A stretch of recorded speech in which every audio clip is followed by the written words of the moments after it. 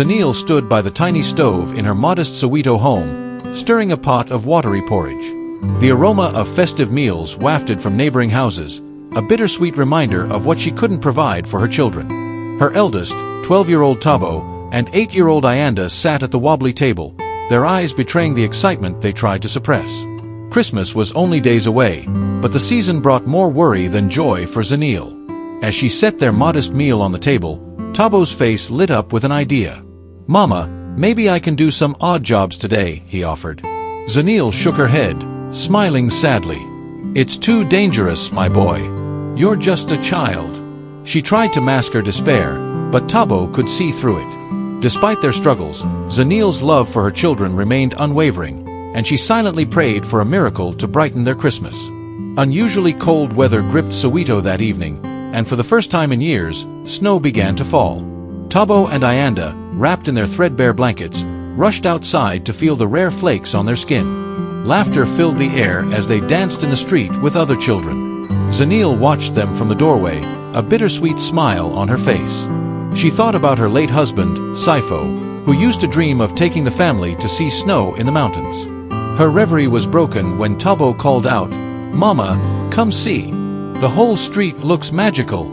Zanil stepped outside, her worries momentarily forgotten, and allowed herself to be enchanted by the winter wonderland that had transformed Soweto. The following morning, Tabo set out early, determined to help his mother.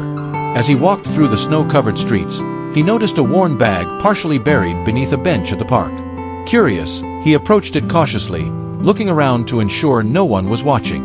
Inside the bag were wrapped gifts of all shapes and sizes, each with colorful ribbons. At the very top was a handwritten note, "Share the joy. Make this Christmas unforgettable." Tabo's heart raced as he picked up the bag and rushed home, unsure whether it was a blessing or a test. "Mama, look what I found," he exclaimed, bursting into their small living room. Zanil's eyes widened as Tabo emptied the bag onto their table. "Who would leave this?" she murmured, holding up a beautifully wrapped package. While Tabo and Ayanda's excitement grew, Zanil's mind raced with questions. What if someone was searching for the bag? Could it be stolen? She stared at the note, its simple words tugging at her heart. "Share the joy."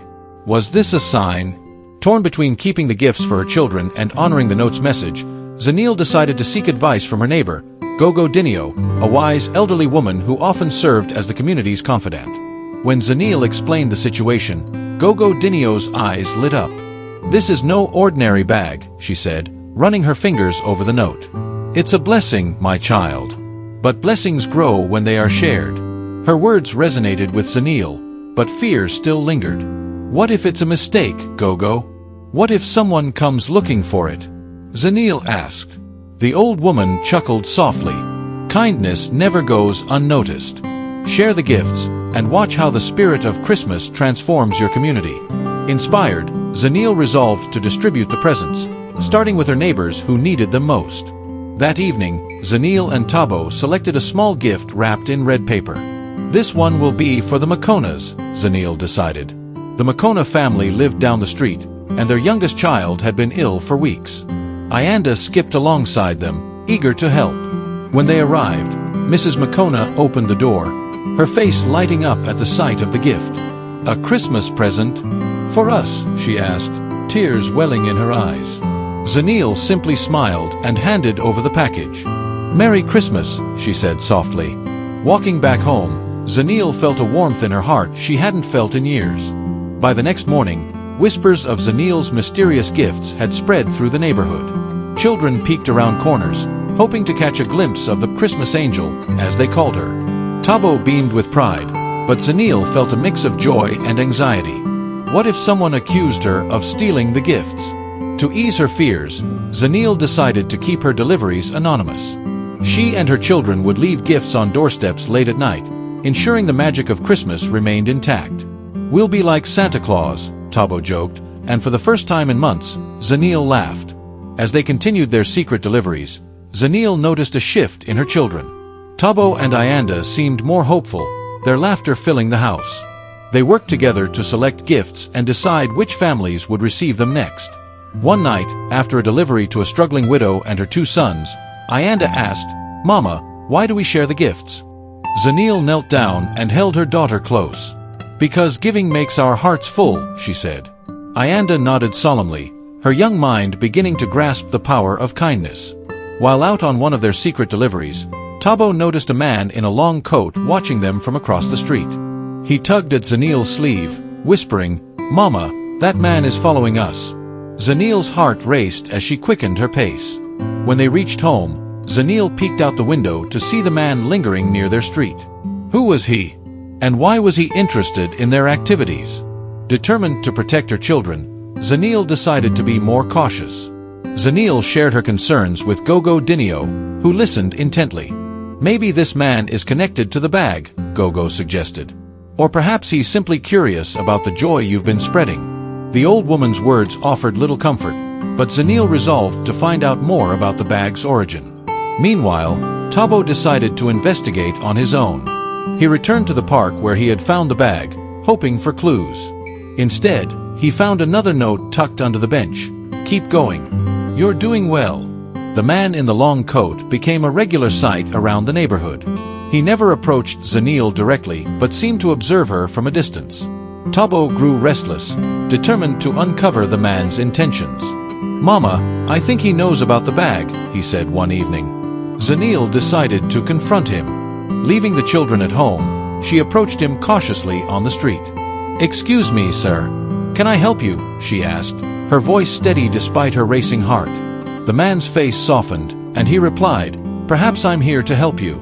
His cryptic words left Zanil more curious than ever. The man introduced himself as Mr. Kumalo, a reclusive businessman who had once lived in the neighborhood. "That bag you found," he began, "it belonged to my late wife. She believed in spreading joy during Christmas." His eyes glistened with emotion as he explained how his wife had started the tradition years ago. Zanil listened intently, her heart warming at the story. "So, you've been watching us?" she asked. Mr. Kumalo nodded. "I wanted to see how you would use the gift. And I must say, you've made her proud." He handed her another note, this one addressed to her by name. Zanil unfolded the note with trembling fingers. It read, "Dear Zanil, your kindness has rekindled a spark in this community and in me. Please meet me tomorrow to discuss something important." She looked up at Mr. Kumalo, her mind spinning with questions. The next day, Zanil met Mr. Kumalo at a local cafe. Over steaming cups of tea, he shared stories of his late wife, who had grown up in Soweto. "She believed in the power of giving," he said. "And I see that same spirit in you." As their conversation unfolded, Zanil felt a connection to this stranger and his vision for the community. Mr. Kumalo proposed an idea that left Zanil speechless. "Let's host a Christmas festival for the entire neighborhood," he said. "With your help, we can make it happen." Though overwhelmed, Zanil felt a surge of excitement. She had always dreamed of bringing joy to Soweto, and this was her chance. With Mr. Kumalo's support, Zanil began rallying neighbors to contribute time, skills, and resources. From decorations to performances, everyone pitched in, and the community buzzed with anticipation. Tabo and Ayanda worked tirelessly alongside their mother, their excitement contagious. Zanil moved from house to house, sharing the plan for the Christmas festival. Many were skeptical at first, but her enthusiasm and the promise of Mr. Kumalo's support won them over. The butcher offered meat for the bray, a local seamstress volunteered to make decorations, and even the teenagers in the neighborhood agreed to organize games for the kids. Tabo and Ayanda took charge of spreading the word among the children. "We're going to have the best Christmas ever," Ayanda declared. Watching her children's excitement, Zanil felt an unfamiliar sense of hope. For the first time in years, she believed that this Christmas could be truly magical. The community gathered in the local hall to plan the festival. Mr. Kumalo brought in supplies, tables, chairs, and even a stage for performances. Zanil was overwhelmed by his generosity, but he brushed it off. "This is for my wife's memory," he said. "And for Soweto." Volunteers worked day and night to transform the community park into a festive wonderland. Children helped paint signs, while the elderly folded colorful paper chains. Watching everyone come together, Zanil realized the bag of gifts had sparked more than joy. It had rekindled the spirit of unity in Soweto. As the preparations ramped up, Zanil began to worry. She had spent most of her time organizing the festival, leaving little room to manage her household. Their meager savings were dwindling, and she wasn't sure how they would make it through the month. Noticing her fatigue, Mr. Kumalo offered to help. "You've done enough," he said gently. "Let me handle the finances for the festival." Though hesitant, Zanil accepted his offer. She knew the festival would only succeed if they worked together. As word of the festival spread, a local radio station caught wind of it and sent a journalist to interview Zanil. Nervous but determined, she shared the story of how the mysterious bag had inspired her. "This is more than a festival," she said. "It's a celebration of hope and community." The journalist promised to broadcast the story, drawing more attention to the event. By the next day, donations of food, clothes, and toys began pouring in from nearby neighborhoods. Zanil was amazed at how the simple act of sharing had snowballed into something so much bigger. The night before the festival, the community gathered to put the finishing touches on the park. Strings of lights illuminated the trees, and a makeshift stage stood proudly at the center. Tabo and Ayanda ran around, checking every detail with excitement. As Zanil looked around, she felt a lump in her throat. The park, once a neglected patch of land, had been transformed into a symbol of hope. Mr. Kumalo placed a hand on her shoulder. "You did this," he said. "Your kindness made it possible." On Christmas morning, the festival kicked off with a joyful parade led by the children. Laughter and music filled the air as families arrived, dressed in their best clothes. Zanil stood by the stage, her heart swelling with pride as she watched the community come alive. Mr. Kumalo took the stage to welcome everyone. "Today, we celebrate the spirit of giving and the power of unity," he said. The crowd erupted into cheers, and Zanil couldn't help but smile. This was everything she had dreamed of and more. The festival featured performances from local talent, including a choir, a dance troupe, and even a comedy act that had the crowd in stitches. Ayanda performed a poem she had written about hope, earning a standing ovation. Zanil watched her daughter beam with pride and felt tears prick her eyes. She realized that the festival wasn't just about the community, it was also a gift to her children, showing them the power of resilience and love. As the day progressed, Mr. Kumalo called Zanil and her children to the stage. "This family reminded us all of the true meaning of Christmas," he said, handing them a beautifully wrapped box. Inside was a set of keys. "For your new home," Mr. Kumalo announced. Zanil was speechless, her hands trembling as she held the keys. The crowd erupted into cheers, and her children hugged her tightly. This was a Christmas miracle she never expected. After the festival, Mr. Kumalo revealed the full story of the bag. "It was my wife's idea to leave it in the park," he explained. "She believed that the right person would find it and use it to spread joy." Zanil realized that her discovery of the bag wasn't a coincidence. It was a part of something much bigger. She thanked Mr. Kumalo for trusting her and promised to continue his wife's legacy of giving. As the festival came to an end, Zanil sat with her children, reflecting on how far they had come. Tabo and Ayanda were filled with excitement about their new home, but Zanil's thoughts were on the community. She resolved to keep the spirit of the festival alive, finding new ways to bring people together and support those in need. "This is just the beginning," she told her children. The next day, Mr. Kumalo took Zanil and her children to their new home, a modest but comfortable house not far from the park. Ayanda ran through the rooms, squealing with delight, while Tabo helped Zanil unpack. For the first time in years, Zanil felt a sense of security. She thanked Mr. Kumalo, promising to use her new stability to help others in the community. With her new home as a base, Zanil began organizing monthly community gatherings. From food drives to cleanup days, she worked tirelessly to ensure the spirit of giving didn't fade after Christmas. Tabo and Ayanda joined in enthusiastically, learning the value of service from their mother. The community thrived, becoming a model of unity and resilience. On the anniversary of the festival, Zanil and the community held a memorial for Mr. Kumalo's late wife. They dedicated a bench in the park in her honor, inscribed with the words, "Share the joy." Mr. Kumalo was deeply moved, thanking Zanil and the community for keeping his wife's memory alive.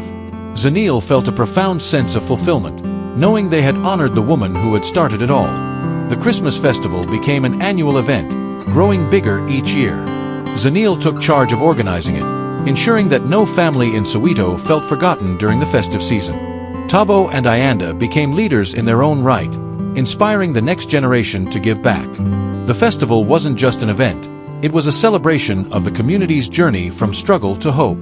Years later, a journalist who had attended the first festival returned to Soweto to document the transformation. She was amazed at how the community had flourished and how Zanil's leadership had created lasting change. Zanil shared her story, emphasizing that it all began with a single bag of gifts. Her words inspired the journalist to share the story widely, bringing attention to Soweto's resilience and unity. As Zanil watched the festival unfold years later, she marveled at how far they had come. The park was filled with laughter and music, a testament to the power of kindness and community. Tabo, now a young man, took the stage to thank his mother for her unwavering strength and love. She taught us that even the smallest act of kindness can change the world, he said. Zanil's heart swelled with pride as the crowd cheered. This was her legacy, a community united by love, hope, and the spirit of Christmas. Thanks for watching, and I hope you enjoyed this episode. Kindly share, subscribe, and hit the bell button for more stories like this.